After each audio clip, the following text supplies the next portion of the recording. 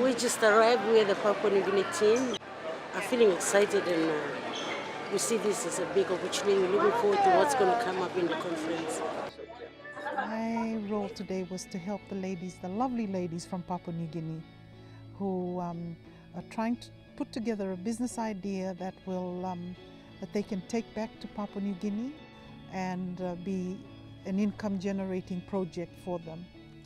Papua New Guinea holds some of the world's most globally significant mangrove forests. When it comes to mangroves, women are the ones that really sort of forage in the mangroves for crabs and shellfish and fishing and even firewood. Mangrove is very important for sustainable livelihoods in Papua New Guinea.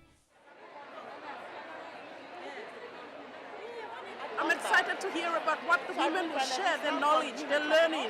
And I think this learning is very important for us to move forward in terms of empowering women to be conservationists, but also that they're empowered to make a difference, because I think the thing that stands out in the women in the region is that they are courageous, they are resilient, and they have their own story to tell. They're from all over Papua New Guinea, from all the provinces that have mangroves, and they're going to talk to you about their big idea around connecting women, the food on the table now, food in the future, and for long-term financial sustainability.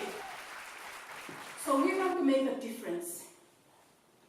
And our big idea this week is to continue to do conservation, but to really connect it to economic benefits. And the combination of your traditional knowledge with modern science and with new market mechanisms, carbon offsets, it really does create a credible business case, and there are lots of people that will be there to support you.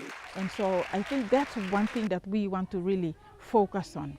How do we generate, how do we mobilize communities to generate income whilst doing mangrove conservation?